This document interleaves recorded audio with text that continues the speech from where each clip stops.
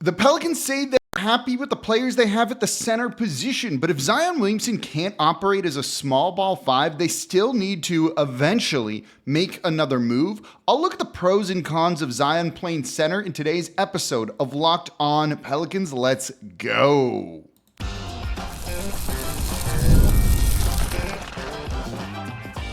You are Locked On Pelicans, your daily New Orleans Pelicans podcast. Part of the Locked On Podcast Network, your team every day. Welcome to another edition of Locked On Pelicans, the daily podcast covering your favorite team, the New Orleans Pelicans and NBA, part of the Locked On Podcast Network, your team every day, available wherever you get your podcasts and available on YouTube. I'm your host, Pelicans Insider, credential member of the media, Jake Madison, at NOLA Jake on Twitter, here with y'all on this Tuesday, and we're kind of answering your questions from the mailbag that I put out on Twitter, X, and y'all had some good ones, and they kind of lumped into one big topic and then kind of a secondary topic. So I want to look at the center position and Zion's role with that. Not normally thought of as a five, but can he play there? I've got the data and some good things and some very concerning things with him playing that position. Then I want to look at the backup point guard spot for New Orleans because there's a variety of ways that they could go with it, whether it's Jose Alvarado or maybe kind of a mystery candidate. And then some other news, a new two-way player and some coaching moves for the Pelicans. Today's episode of Locked On Pelicans is brought to you by FanDuel. Make every moment more as the playoffs wind down, the sport stops sporting like we want them to. But this summer, FanDuel is hooking up all customers with a boost or a bonus daily. That's right, there's something for everyone every day, all summer long. Visit FanDuel.com to get started. And of course, thank you for making Locked On Pelicans your first listen today and every day. We're here Monday through Friday, the #1 Pelicans podcast covering everything you want to know about this Pelicans team. So please subscribe wherever you get your podcast. Join over 10,000 Pelicans fans on YouTube as well. So when I put out the call for questions for today's show, a couple people came to me, and I'm not going to read the responses individually with things. It was, are you satisfied with us not making any trades for another center? What do you think about the center position? Should they make another move? Can they roll with the group that they have? And we recently heard David Griffin on the Summer League broadcast saying they're happy with the center position, with who they have in that room and the group of guys that they have going forward. And right now, the centers, and I use that team kind of in air quotes here, is the rookie Yves Missi, Daniel Tice, a minimum free agent, and then a former second-round pick in Carlo Makovic, who just signed a minimum contract as well. You also have Jeremiah Robinson-Earl, who was on a two-way at one point last season, and then signed a standard deal late in the year. He's kind of a power forward center. It's a little bit weak. There's no getting around that it's the weakest probably group of centers in the league. And that's before you get into how could Missi pan out. And we kind of sang his praises in yesterday's episode of Locked On Pelicans, but Summer League performances. Same for Carlo Makovic too. So it's a lighter group there. And then that makes me wonder, because David Griffin's comments were, we're excited to play small and fast. What about Zion at the five? How has the team done with him playing at the small ball, kind of a small ball five? How has that looked over the past couple of years? And the good news is we can get data on that. And of course, I accidentally just completely closed that out, but let me pull it up right now. There's ways to look at this. So first and foremost, Zion Williamson is far more of a power forward than a center. I don't even think it's particularly close. This is someone who's 6'6". He is undersized. He is undersized. There's just no getting around that.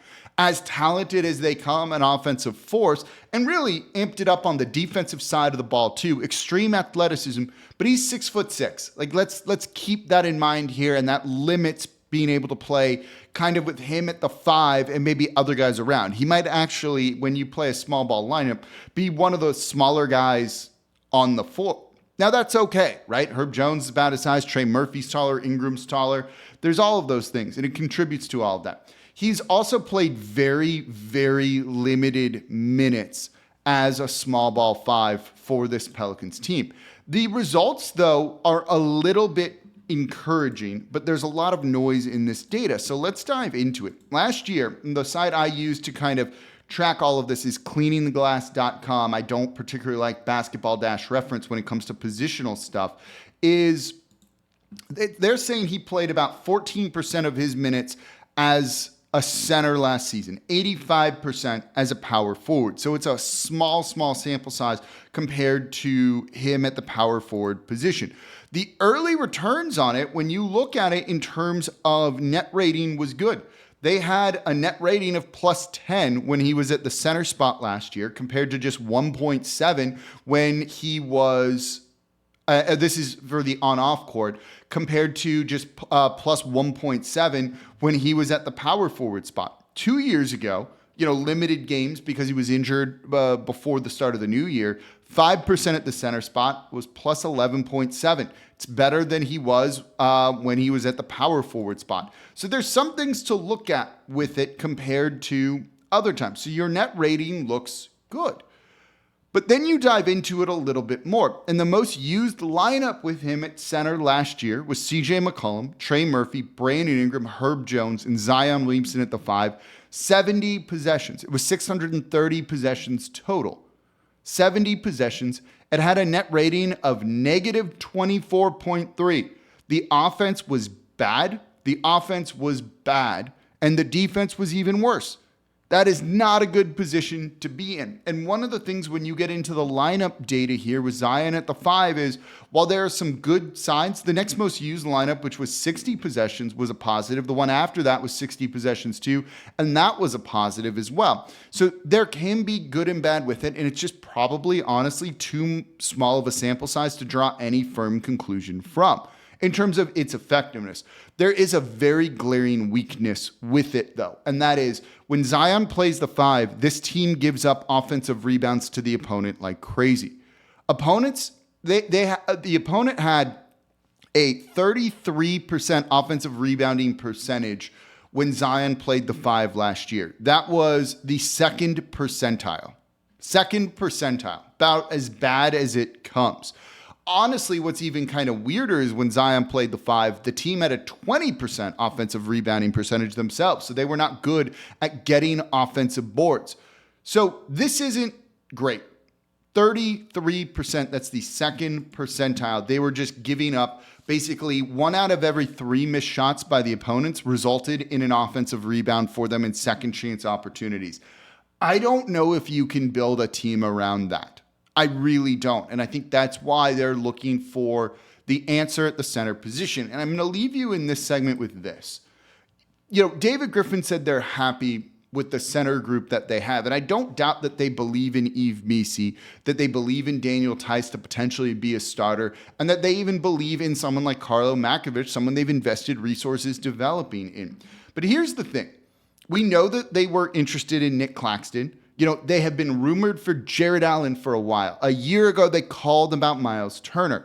If they believed in either Zion at the 5 or the group of centers that they have, would they have been trying to trade for those guys or sign those guys? Would they have been scouring the center market as much as they have, kind of not rolling the dice, but kicking the tires on like virtually everyone they could go and get that maybe would make some sense for New Orleans?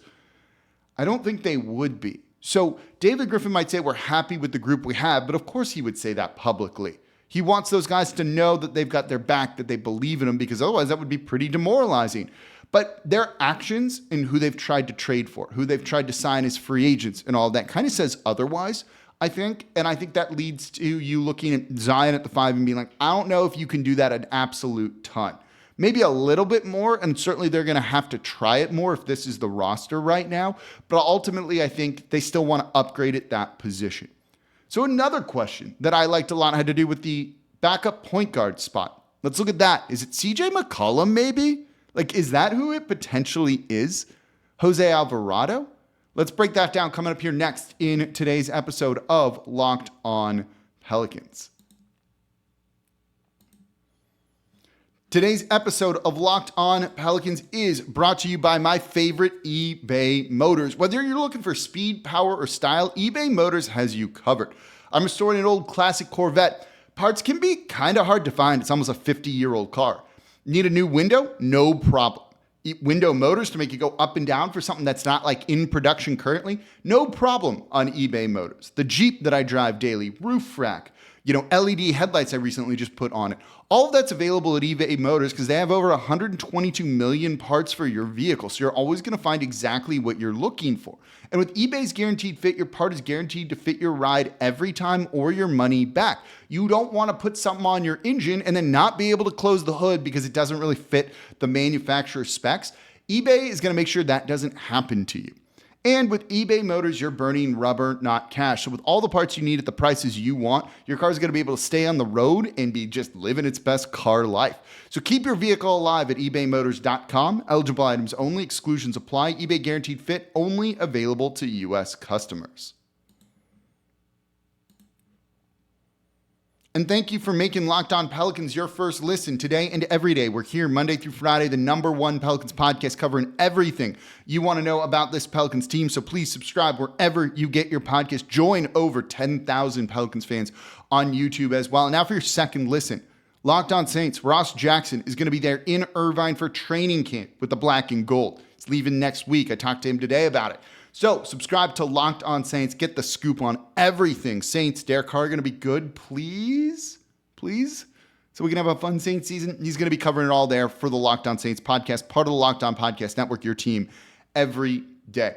One of the questions that y'all put in that I don't want to answer today because I think it's still a little too early for some of this is, what's the starting lineup going to be? What's the starting lineup going to be if they don't trade Brandon Ingram? And I don't think they necessarily know just yet. It's kind of still up in the air. And, I think if there's another move to come, and it doesn't seem like Ingram's going to really be able to be traded, we'll look at two teams in particular this week that I think could maybe make a move for him. One of them's a little bit kind of on the outs, I think, in my opinion. But I think it's worth looking at. If they don't, how do you kind of start everyone between DeJounte Murray, CJ McCullum, Brandon Ingram, Zion Williamson, a center, because Zion shouldn't be starting at the 5, Trey Murphy, and Herb Jones? That's like 7 guys right there that you need to figure out for 5 spots, and it's not necessarily easy to do.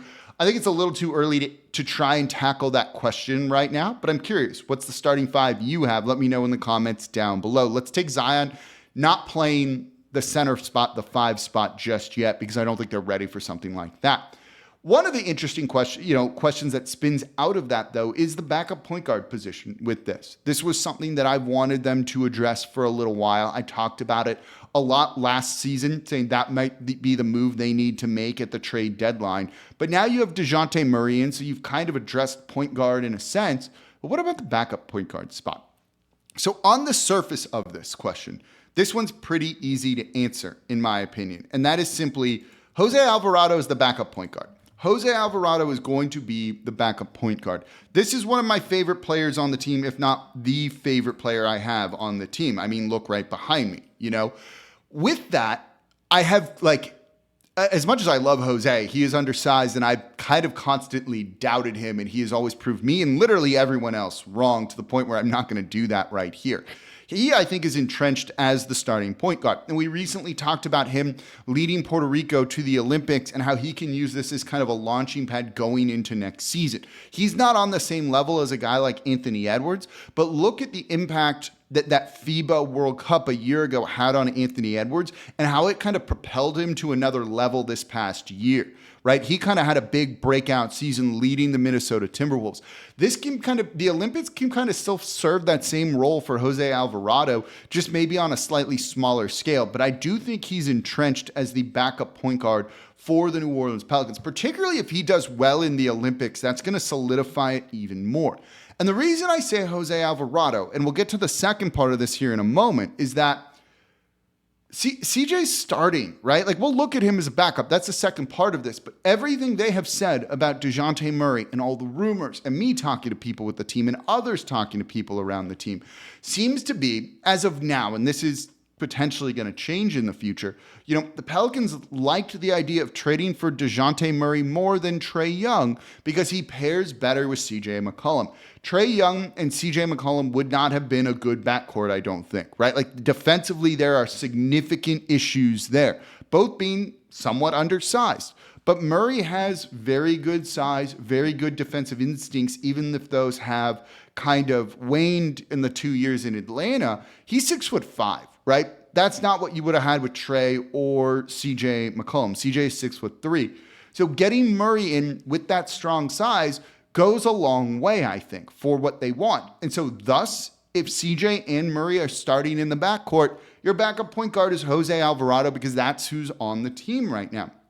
We can get into the salary cap stuff later in the week here if you want on where the Pelicans stand after the Makovich deal. They're in the luxury tax. They have one open roster spot if you're kind of factoring in a spot for Antonio Reeves right now.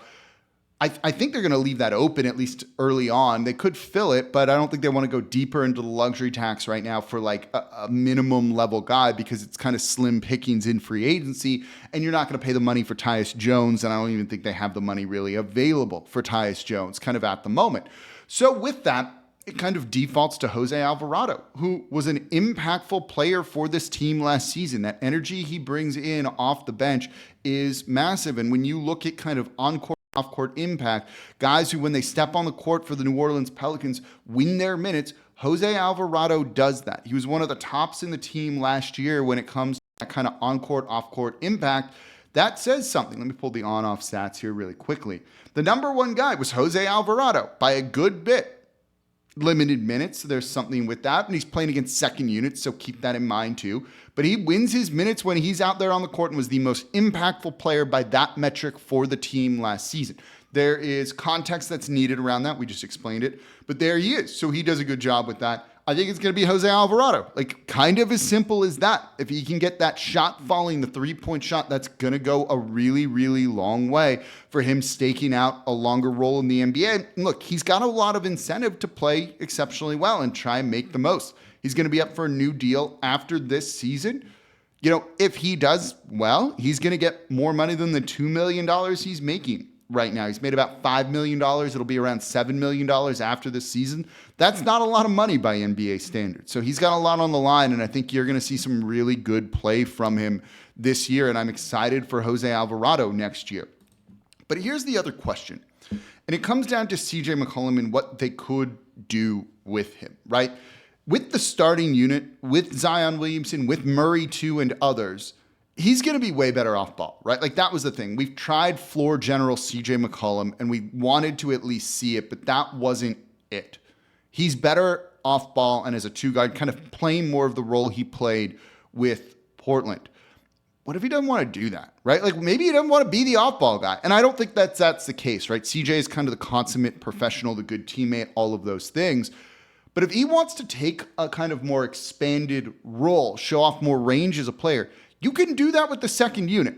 Now, I think when people talk about the second unit, and I've said this a lot if you're an everydayer of the show, it's not like you're running 5 reserves out there on the court at any given time. It's called a rotation for a reason. You just don't do full lineup changes unless you're getting blown out. You tend to thread guys in and out and rotate them in and out, and that's how it works. So you could still get CJ kind of time where, like, it's your time to shine, CJ, with him and some shooters. We saw that last year where he played with one big, a defensive guy, and 2 other shooters out there on the court, and those lineups had some good results. He can easily do that coming off of the bench, and that solves at least some of the starting lineup issues for New Orleans as they try and kind of figure out all the puzzle pieces that they have. I don't think that's their plan for the reasons we mentioned earlier in this segment, talking about how I think they like him and DeJounte Murray together. Also, his off-ball shooting last year was great. Like, I know people want to rag on CJ McCullum, and I think that's very incorrect given the shooting that he displayed last year. That's very valuable when you need spacing around Zion Williamson. He took 8.4 three-point attempts per game last season and shot 43%. He made 3.6 three-pointers per game in under 33 minutes. That's really good. Like, really, really good and really important. If you stretch that out to 36 minutes, you know, kind of average what a starter often plays, that's exactly 4 made threes per game. You need something like that. And with Willie Green talking about the other day how the team needs to get up more threes, they got to get more threes. CJ's key to that. You need that spacing with Zion Williamson out there. So I don't know if you can bring him off the bench, but he can still even be your backup point guard when he's in the starting lineup as you rotate guys kind of in and out. We'll see what they end up doing there, but I think right now when you're looking at kind of the guard spot, that first guard off the bench is going to be Jose Alvarado, and we'll see what the Olympics kind of do for his fortunes next season, but I'm excited for what we might see. So a couple other notes here. The Pelicans have a new assistant coach. Let's break down what he's going to bring to this team, who he's going to be working with, and then also a new two-way guy that is a replacement for a departed player, Najee Marshall. Let's break down the new faces here with this Pelicans organization coming up here next in today's episode of Locked On Pelicans. Today's episode of Locked On Pelicans is brought to you by FanDuel, America's #1 sportsbook. I love sports, and I love them so much I never want them to stop. But as the playoffs wind down and we're getting fewer games and the sports just aren't sporting like we want them to, FanDuel is going to let me keep the sports going whenever I want because all I have to do is open the app and dream up bets anytime I'm in the mood. So while there's no NBA, the soccer tournaments are over, you have the Olympics coming up, Major League Baseball is in full swing, and there's tons of prop bets from the Home Run Derby, which is tonight. Maybe it's already done by the time you're listening to this, but you have the All-Star Game, you have the rest of the season as well. So this summer, FanDuel is hooking up all customers with a booster bonus daily. That's right, there's something for everyone every day all summer long. So head over to FanDuel.com and start making the most out of your summer. FanDuel, the official sports betting partner of Major League Baseball and the official sports betting partner of Locked On. And thank you for making Locked On Pelicans your first listen today and every day. We're here Monday through Friday, the #1 Pelicans podcast covering everything you want to know about this Pelicans team. So please subscribe wherever you get your podcasts. Join over 10,000 Pelicans fans on YouTube as well. And now for your second listen. You watching Fox Sports, ESPN on your TV all day long? Do you have to turn down the volume with all that yelling? Make the switch to Locked On Sports today, a free 24/7 sports streaming channel program for you every day to bring you the biggest stories without all the yelling. Locked On Sports Today brings you can't-miss analysis, opinions, and news, streaming 24/7 on YouTube with the free Amazon Fire TV channels app, part of the Locked On Podcast Network, your team every day.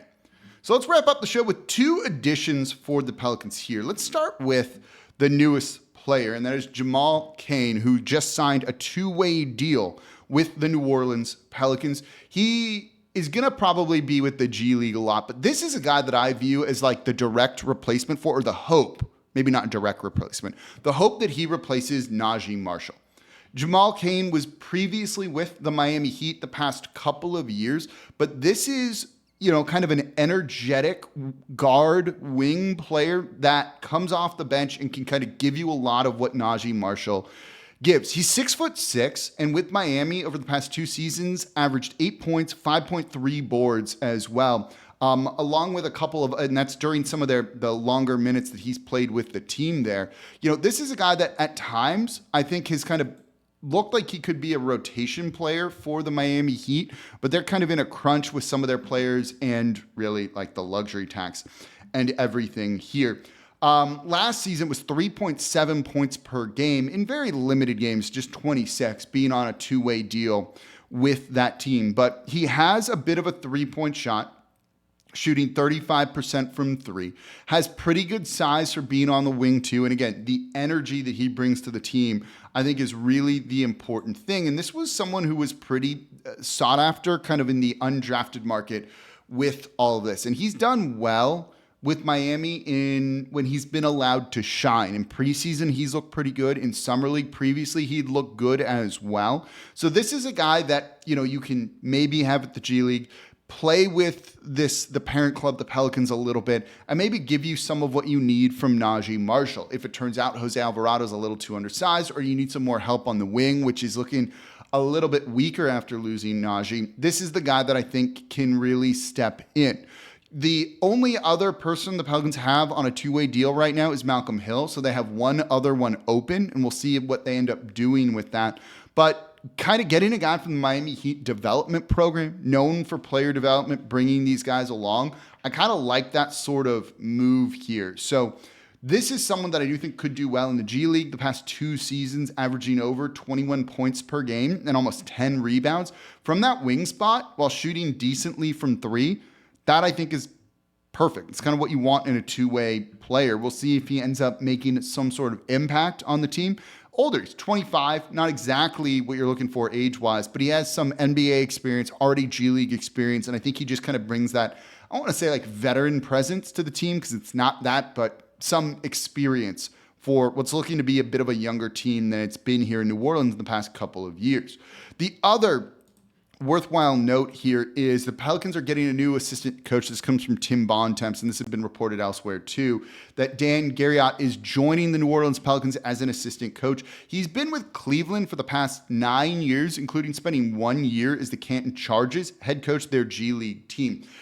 He works with big men. This is someone that worked with Jared Allen, with Evan Mobley a lot the past couple of seasons. And look, those are two guys that New Orleans was interested in.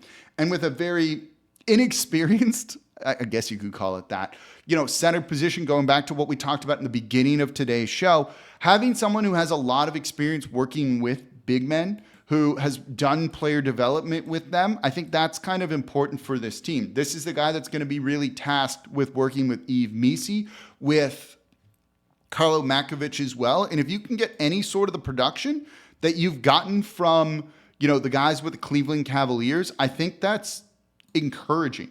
Their two big men, while they didn't work really well together, individually have played well. Jared Allen, at one point being an all-star with Cleveland, Mobley looking like a guy you could potentially have as a cornerstone for the team. Those are what you want to try and see, and they've come along really well. Mobley taking a step forward, Allen taking a big leap forward as well.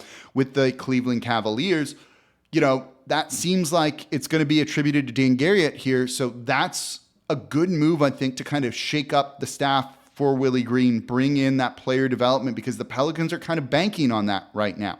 I think they'd still like to upgrade at the center position. I don't think this necessarily means it's more likely that they trade for Jared Allen or anything like that. I think this was them just going and getting a guy that they think can really help this squad and help develop some of the players, because particularly in a small market, you got to do that. So I like this move. I like both these two moves, the two-way and the coaching staff addition here for the New Orleans Pelicans. Do you think these are important? Let me know in the comments down below on YouTube. That's going to do it for this episode of Locked On Pelicans. I appreciate y'all so much for listening. As always, I'm your host, Jake Madison, at NOLA Jake on Twitter, and I'll be back with y'all tomorrow. We'll look at more Brandon Ingram trades. What about DeAndre Ayton? Is there any chance the Pelicans could get him from the Portland Trailblazers, since they're not really trying to win? We'll break it all down probably in tomorrow's episode of Locked On Pelicans.